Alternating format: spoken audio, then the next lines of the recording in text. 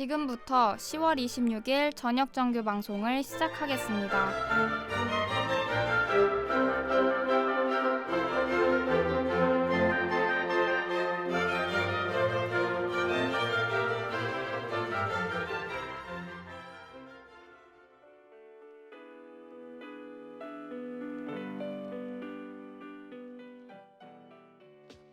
멀고도 가까운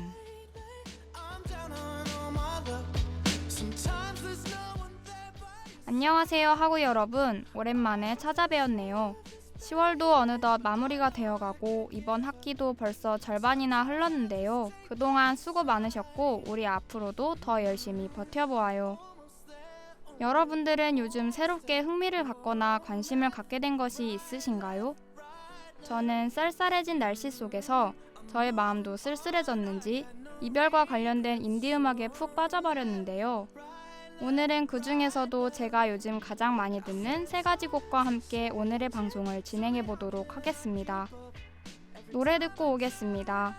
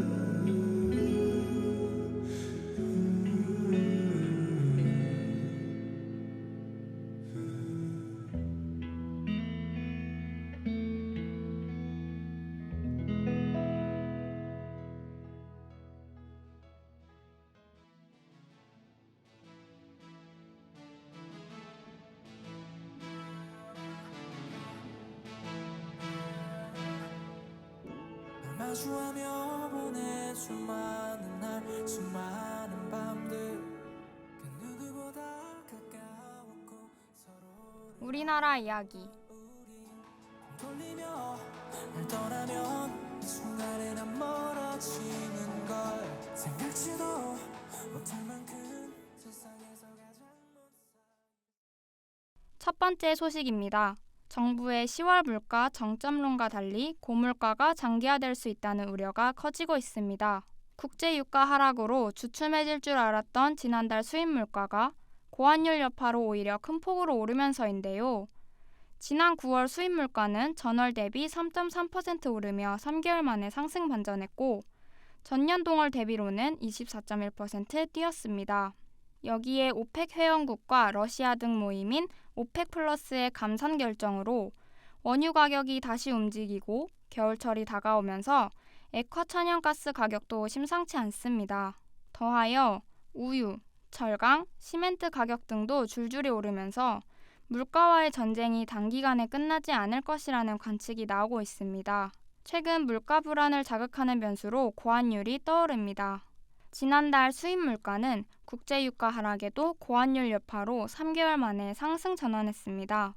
게다가 미국 소비자 물가 상승률이 시장 예상치보다 높은 8.2%를 기록하면서 패드가 11월에 한 번의 기준금리 0.75%를 인상하는 자이언트 스텝을 밟을 가능성이 커졌습니다.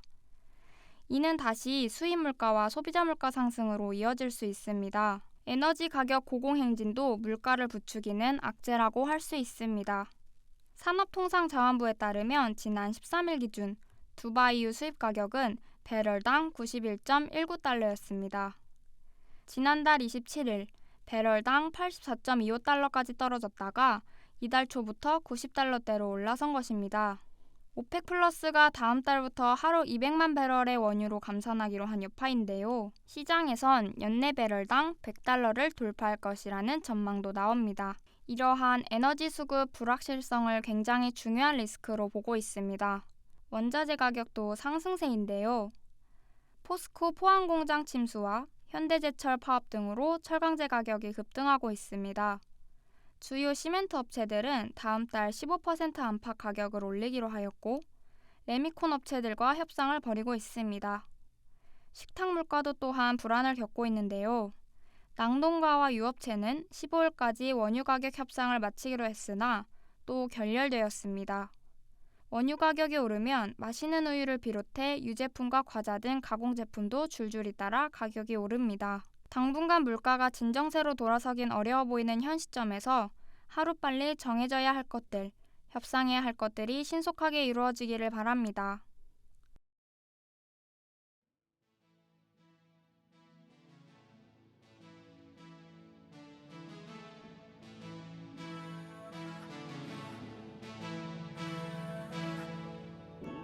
날 마주하며 보내 수많은 날 수많은 밤들 그 누구보다 가까웠고 서로를 알았던 우리 돌리며 날 떠나면 이 순간에 난 첫 번째 코너 마무리하면서 노래 한 곡 들려드릴게요.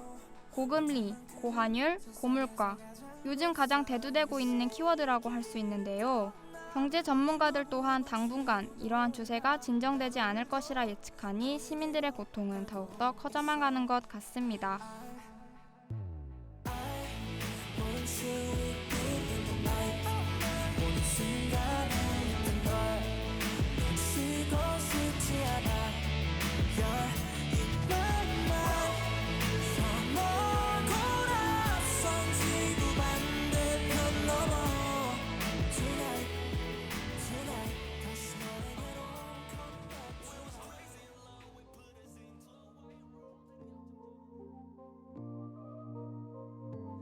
너는 나를 볼 때 눈이 커졌고 나는 나의 눈에 비친 것을 보내 네가 사랑하는 것이 나와 같아 나는 너를 보내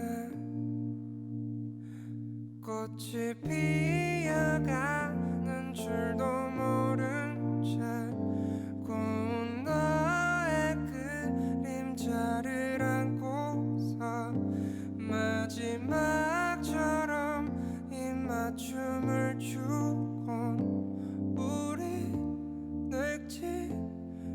살자 다 가져가줘요 아쉬움 없도록 나의 사랑은 그리 길지 않은 이 순간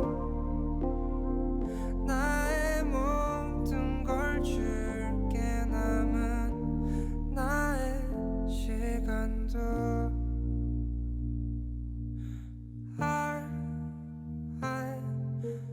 다시 너를 안게 된다면 그땐 나의 빛을 밝혀서 너의 모든 것들을 덮어줄게 잘 자 나의 우는 사랑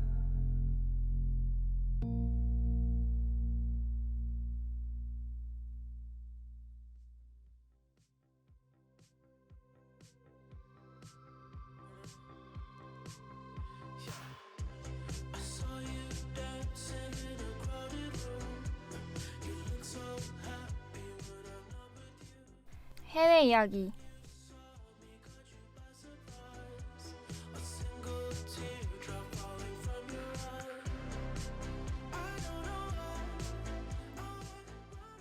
앞서 첫 번째 코너에서는 국내 소식을 전달드렸습니다.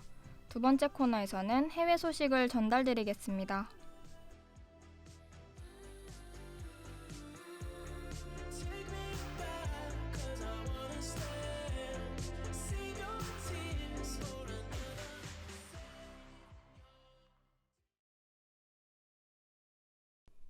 해외 이야기에서는 코로나19와 관련된 주제로 이야기해 보도록 하겠습니다. 첫 번째 소식입니다. 중국 본토 코로나19 감염자가 50여일 만에 다시 2,000명을 넘어섰습니다. 상하이 등에선 재봉쇄 공포가 확산하고 있는데요. 경기 하강의 최대 원인으로 꼽히는 제로 코로나를 완화해야 한다는 목소리가 높지만 공산당은 국민에게 인내심을 요하고 있다고 합니다. 11일 중국 국가위생건강위원회에 따르면 전날 중국 본토 코로나19 감염자는 2,089명으로 집계되었습니다. 지난 8월 19일 이후 처음으로 2,000명을 넘어선 것이죠. 상하이에선 9일 34명, 10일 28명 등 최근 두 자릿수 감염이 지속되면서 봉쇄 가능성이 부상하고 있습니다. 한인타운이 있는 민항구는 이미 상당수 아파트 단지가 봉쇄식 관리에 들어갔습니다. 상하이시는 10일부터 시 방문자에게 도착 24시간 이내 1회 포함 3일 내 3회의 PCR 검사를 의무화했습니다. 시진핑 중국 국가주석의 3년임을 결정하는 공산당 전국 대표회의 개최일에 따라 코로나19 방역 통제가 더욱 강화된 것입니다. 모건 스탠리는 올해 중국의 재정 적자 규모가 정부 목표치인 3조 3,700억 위안을 크게 윗도는 4조 위안에 달할 것이라고 전망했습니다. 코로나19 통제는 소비 심리를 위축시켜 내수 경기를 끌어내리고 있습니다.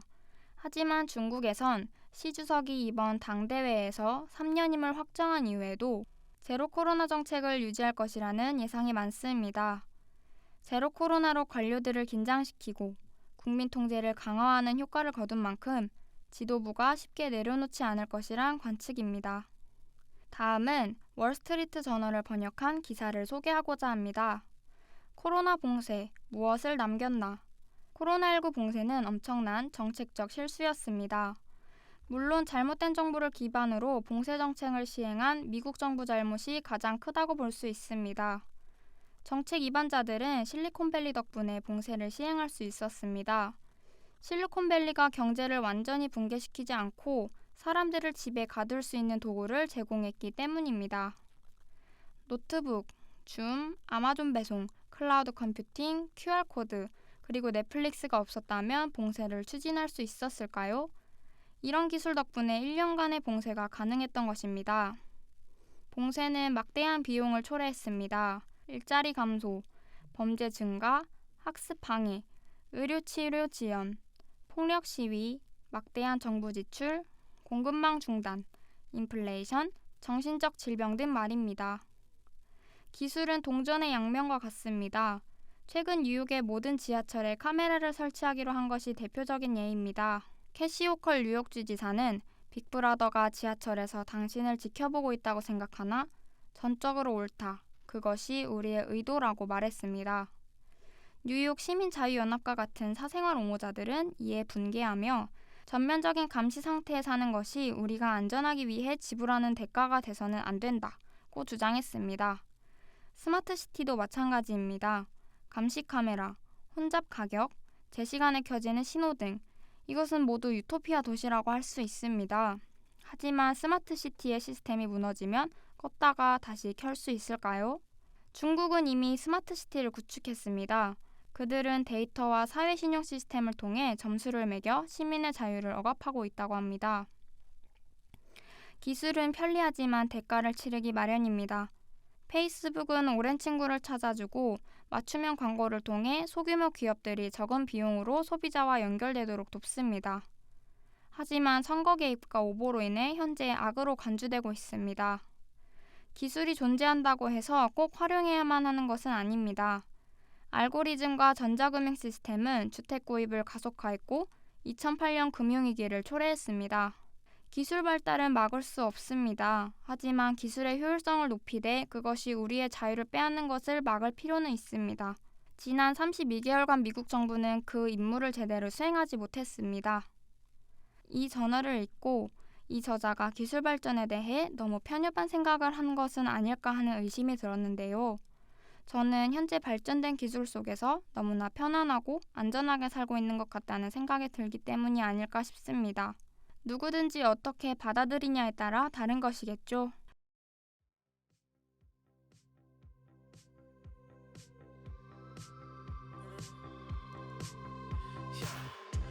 I saw you dancing in a crowded room.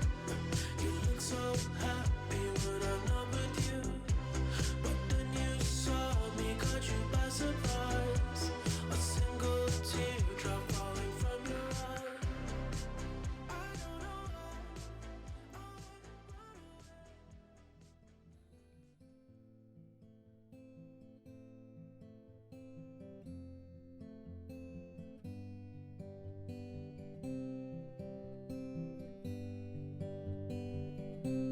왜 그리 내게 차가운가요?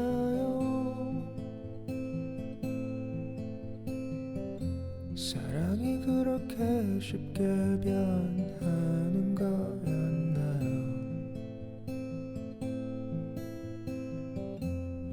내가 뭔가 잘못했나요?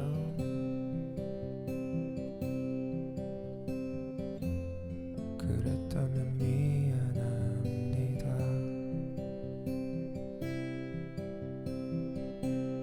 그댄 내가 불쌍한가요?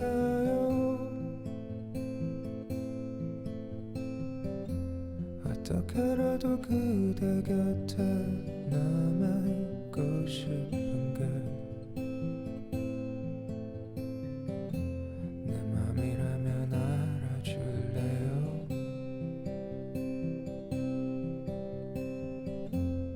그렇다면 대답해줘요.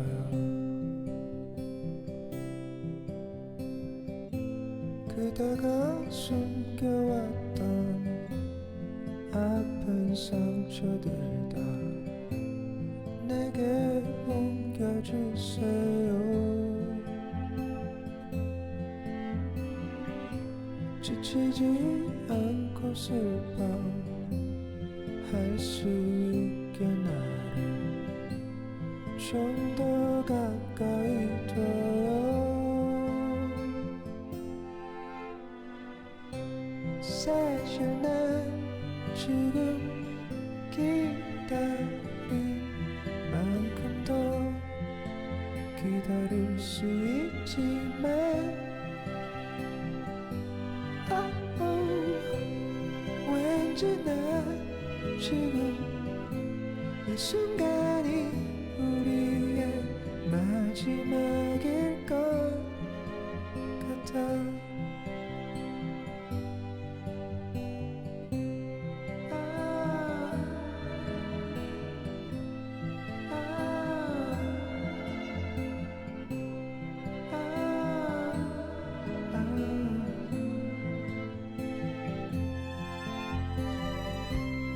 사실 난 지금 기다린 만큼 더 기다릴 수 있지만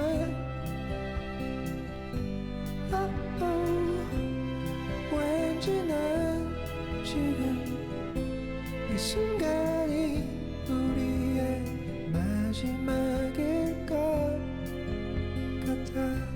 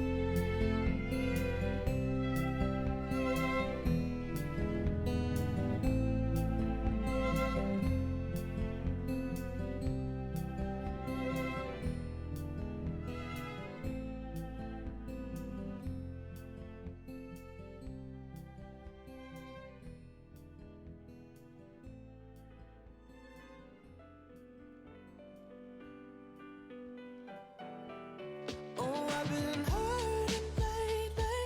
I'm down on all my luck. Sometimes there's no one there by your side. I don't deserve this, baby, but I know I can't give up. Sometimes I just take them in stride. 오늘 들려드린 국내 및 해외 소식 어떠신가요? 매일 아침 신문을 읽으며 하루를 시작하는 저로서는 그 시간이 정말 소중하고 힘찬 하루를 보낼 수 있는 느낌을 주는데요. 비록 저녁 뉴스이긴 하지만 하루의 마무리를 이렇게 국내외 소식을 들으며 끝맺음하는 것도 좋은 것 같습니다. 다음 주에는 더 유익한 소식 전달드리겠습니다. Keep up. Every time I turn around, there's a wall. But I'm climbing daily until I see. 지금까지 들으신 멀고도 가까운 제작 및 진행의 김보경, 기술의 임태우였습니다. 감사합니다.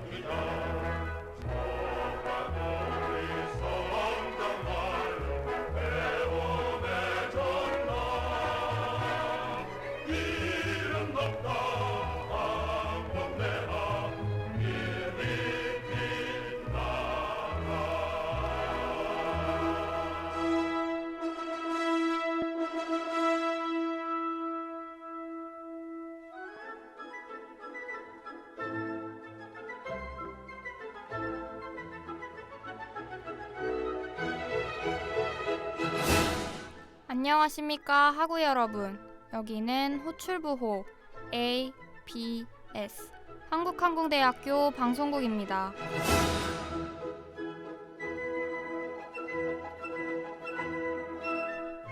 저희 ABS는 대학 언론문화 창달에 기여하고 학생들의 정서 순화와 면학풍토 조성에 힘쓰고 있으며 정의와 자유, 진리를 향한 항대인의 대변자로서 자유언론의 자세를 지향하고 있습니다.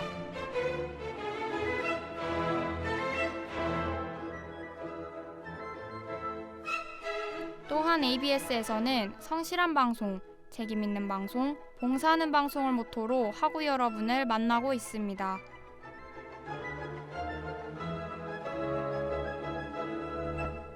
무심히 지나쳐버릴 캠퍼스 내에 아름다운 선율과 맑은 목소리로 생활 속에 숨어있는 멋과 맛을 함께 느끼도록 저희 ABS는 항상 여러분과 함께할 것입니다. 그럼 이상으로 10월 26일 모든 정규 방송을 마치겠습니다.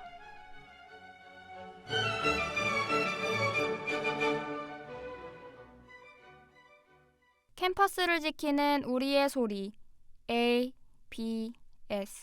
여기는 한국항공대학교 방송국입니다.